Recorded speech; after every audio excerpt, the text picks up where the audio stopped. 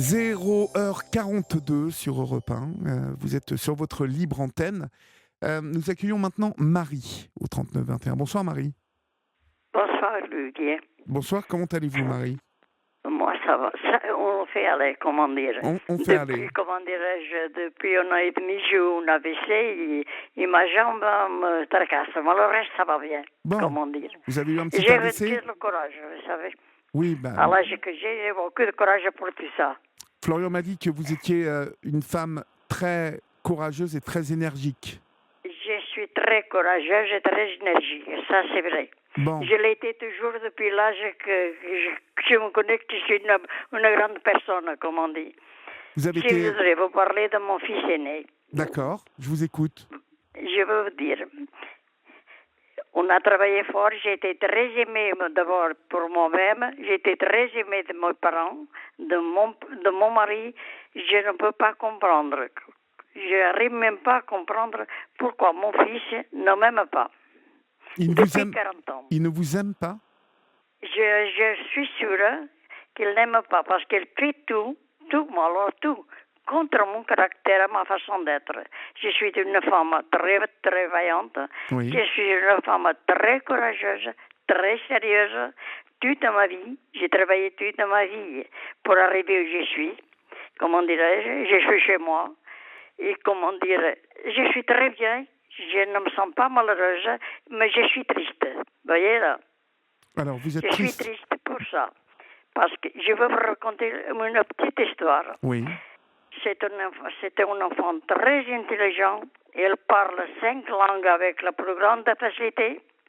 C'est pas un stupide, loin de là. Jamais il a redoublé une classe. J'étais toujours à côté d'eux. J'ai 3 enfants. Et celui-là, c'est comme ça. On l'appelle aujourd'hui des surdoués. Il n'était jamais en place à l'école. Mais jamais il a redoublé une classe. La dernière année qu'il devait passer le bac, pour moi, ça a été très malheureux parce que quand je suis arrivée le premier, comment dirais-je, le premier trimestre, que je suis ici arrivée à la maison, il était dans sa chambre et je lui ai dit, est-ce que tu es malade? Il m'a dit, non, mais moi je ne suis pas malade, qu'est-ce que tu fais à la maison? Étant donné que tu dois être au lycée. Oui. Je n'ai plus envie d'aller à l'école, au lycée. Mais pourquoi? Tu travailles très bien, n'a pas de raison. Tu es ton bac et après on verra le reste, je lui ai dit. Mais j'ai attendu quand même 2 semaines pour voir. J'ai reçu un coup de téléphone du lycée. C'est l'un des meilleurs lycées qu'il y a à Toulouse, je vous dis franchement. Je les ai toujours écrit à preuve. Un est devenu ingénieur chez Airbus, comment dire. Oui. L'autre est professeur et j'ai toujours travaillé pour mes enfants. On a travaillé pour les enfants. On n'est pas des gens de laisser de côté les enfants. On ne les place pas, on les a chez nous. Alors c'est pour vous dire, je ne comprends pas. Il fait toujours tout ce qui est contre ma volonté. Au moment qu'il a laissé l'école, je lui ai dit, écoute, tu es très bien, mais je n'aime pas les gens qui ne font rien du tout. Il faut faire quelque chose. Si tu ne travailles pas, tu vas avancer le service militaire. Il est allé faire le service militaire. Il a été très bien vu, même au service. Parce que tout le monde l'aime, ne vous inquiétez pas. C'est un enfant très bien élevé, qu'elle ne parle mal à personne. D'accord. C'est comme ça. Alors, comment ça se fait? Elle est venue de faire son service militaire. Elle a resté par là. Elle a eu son permis de conduire. Je dis, tu continues très bien dans ton travail. Mais à ce moment-là, qu'elle était encore au service militaire, j'ai perdu ma mère. Et quand j'ai perdu ma mère, j'ai tout perdu à ce moment-là. J'étais très, très mal, moi, parce que j'adorais ma mère. Parce que moi, l'amour de ma mère, c'était éternel pour moi. Oui. C'était formidable. Ma mère et mon père. Et D'accord. même de mon mari, je vous le dis franchement, j'ai aimé de tout le monde. Je ne suis pas une personne malheureuse, loin de là. Mais comment dire, quand j'ai perdu ma mère, on dirait que j'ai tout perdu. Je n'étais pas moi-même. J'ai passé quelque temps comme ça. Ça fait qu'elle a trouvé, qu'elle est sortie de l'armée, elle a trouvé une jeune femme, que c'est tout à fait normal. Seulement, elle m'emmène cette jeune femme à la maison. Et moi, j'ai demandé à cette jeune fille, alors, qu'est-ce que vous faites comme travail? C'est tout à fait normal de savoir, n'est-ce pas? Je ne Exactement. pense pas Complètement. que j'ai dépassé mon limite.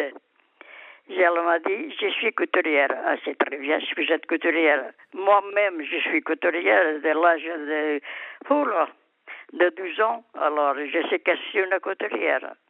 Et je lui ai demandé l'endroit où elle travaillait à Toulouse, parce que je connais les ateliers. Elle m'a menti tout de suite. Je savais qu'elle était en train de me mentir, parce que je suis d'origine, comme vous m'entendez à parler, n'est-ce pas? Oui. Vous êtes d'origine portugaise? Et voilà. Mais je suis très fière de mon pays et très fière d'être en France. Mais vous avez raison, complètement. Je suis en France depuis 62 ans et je n'ai rien à dire de la France, le contraire. J'aime mon pays, c'est mon pays, mais j'aime la France. Et personne ne me sort d'ici, je suis chez moi, comme on dit. Vous êtes là depuis combien de temps? Depuis très longtemps, non? En France, à 62 ans. 62 ans, excusez-moi, je n'avais pas saisi, pardonnez-moi. 62 ans. Vous savez, je parle un peu mal parce que j'ai un appareil. C'est pas commode de parler comme ça. Et au téléphone à 65 et après j'ai perdu beaucoup parce que j'ai eu un AVC là. J'ai perdu beaucoup de langues et beaucoup de trucs, mais je suis très courageuse. Ne vous inquiétez pas pour ça. J'ai fait tout mon boulot. D'une manière ou d'une autre, cet enfant, il s'est marié avec cette personne. Oui. Mais jamais cette personne lui a donné aucune valeur à mon fils. Le contraire, tout ce qu'il gagnait, c'était pour gaspiller. Je savais qu'il allait mal avec cette personne. Une personne menteuse n'en va jamais loin. Les gens menteurs, là, ils ne vont jamais loin. Elle a eu une mauvaise influence sur lui? Comment? Il avait de mauvaises influences autour de lui, des mauvaises fréquentations? Oui. Lui, non. Mais lui, non, qu'elle ne sait même pas rentrer dans un café. Non. C'est un brave garçon, au fond. Mais il avait toujours le mauvais truc d'être contre moi, sa femme. Vous voyez là, parce qu'elle a connu tout de suite qu'elle m'a menti. Je lui ai dit directement. Quel âge a-t-elle, cette femme, en fait? Quel âge a-t-elle? Le même âge que lui? Oh, maintenant, ils ont le même âge. Elle a 61 ans. Ah, d'accord. Mais jamais je peux m'entendre avec elle. Je n'ai jamais rigolé avec cette personne. Je ne pas discuter, je ne suis pas une personne comme ça. J'ai une éducation, je ne suis pas comme ça. Elle ne vous a jamais aimé, en fait, cette femme? Non, jamais. Jamais parce qu'elle a vu tout de suite que j'ai trouvé sa façon d'être. Et c'était une gaspilleuse, comment dire. Maintenant, je suis une personne très économe. Et comment vous dire, j'aime payer mes impôts et je ne regrette même pas du tout de payer les impôts parce que c'est tout à fait normal. Oui. C'est des personnes, moi je suis tout à fait loyal vers les pays où je suis, que je ne dois rien à personne. Je n'ai jamais demandé un crédit à personne. Mes enfants, ils ont fait tous les meilleurs lycées de Toulouse. Payant, ne vous inquiétez pas. Oui. On passait toujours au plafond. Pourquoi? Parce qu'on travaillait comme des grands. On n'attendait pas le monde, nous. Il fallait travailler. C'est pour ça que je n'aimais pas qu'il reste à la maison sans rien faire. Il faut faire quelque chose dans la vie. Oui. N'empêche, quand il me sent mal, c'est à ce moment-là qu'elle me fait mal. Vous voyez là, j'étais malade. Oui. Et mon mari va trouver que j'étais très malade. Il m'a dit comme ça, écoute, tu ne peux pas continuer comme ça, tout le monde est grand et tu t'en vas. Tu vas chez ton frère parce que j'adorais mon frère. Mon frère avait 17 ans de plus que moi. Et on s'adorait. Vraiment, on était comment dirais-je, l'ongle avec le doigt. C'est la même chose. Très, très bien. Tous les deux. Et alors, mon mari appelle mon frère, il m'a dit, est-ce que tu peux recevoir ta soeur quelque temps? Parce que j'étais très fatigué, très, très fatigué. J'avais perdu ma mère, j'ai perdu beaucoup de kilos. J'ai travaillé très fort dans cette maison où j'habite. Et on était 5 personnes à la maison. C'était pas le boulot qui me manquait, je vous le dis franchement. Et après ce moment-là aussi, j'étais très malade, que je ne mangeais presque rien et tout. Je suis partie au Portugal, comment dire, chez mon frère. Étant donné que vous avez vu que j'étais portugaise, je vous dis que je suis partie au Portugal. Oui. N'empêche que je suis adorée au Portugal de mes frères, j'ai été adorée de mes frères et tout ça. J'ai passé 10 jours. Quand je suis arrivée à la maison, mon fils n'était plus à la maison. Je me demande la raison pourquoi, parce qu'il ne manquait rien du tout. Il avait sa chambre, il avait tout ce qu'il fallait, même de la musique. Il avait guitare et tout ce qu'il fallait. mais il est parti de la maison. Quand j'ai arrivé à la maison, j'ai demandé à mon mari et à son frère et à sa soeur, où est ton frère? Ils n'ont pas pu me répondre, parce qu'elle ne savait pas quoi me dire. Et après, j'ai vu qu'elle n'était plus à la maison. Le lendemain matin, je suis allé le trouver, où il travaillait, parce qu'ils l'ont trouvé tout de suite en travail. C'était personne où il est parti. On travaille, une vieille voiture, n'importe quoi, que j'ai payé après. N'empêche, je suis allé l'appeler, la réponse qu'il m'a donnée, je veux ma liberté. Ma liberté. Je me demande pourquoi elle a voulu cette liberté pour être esclave toute sa vie de cette personne. Ça, je ne l'ai jamais dit. Je vous le dis franchement. Je ne suis pas une commère, comment dire. Non, je ne suis pas comme ça. Je n'ai jamais été me poser à son mariage, ni rien du tout. Mais il s'est marié, il ne m'a rien dit. J'ai su qu'il allait se marier par le boucher. Est-ce que vous trouvez ça normal? Non, dites-moi. Pas du tout. Et vous lui avez posé des questions un peu? Vous lui avez posé des questions? Pourquoi il était comme ça avec vous? Je lui ai demandé, mais pourquoi tu es comme ça? Mais qu'est-ce que je te fais? Il m'a dit, qu'est-ce que tu me fais?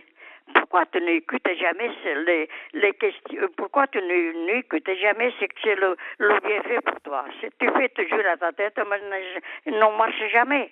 C'est ça que je lui dis. Je ne peux pas plus loin que ça, mais je veux vous raconter. C'est malheur que j'ai eu là d'avoir ce verset. Comment on l'appelle? Je viens de vous le dire que j'ai été malade comme un chien à un an et demi. Oui. Et elle savait que j'étais malade. Elle n'est pas venue me voir à l'hôpital. Pourtant, elle était à Paris à ce moment-là. Elle a profité de l'occasion de cette maladie que maintenant il y en a, parce que j'ai un appartement au Portugal que j'ai acheté. C'est la première chose que j'ai acheté. N'empêche que j'ai acheté cet appartement pour les vacances. Parce que les enfants, ils aimaient les vacances et il fallait partir. Alors, il est venu me voir dernièrement, pour faire un an. Il savait que j'étais très malade. Il profite de tout le moment, quand je suis malade, pour faire ses conneries, ses bêtises. Et ça me rend malheureuse, dans son sens.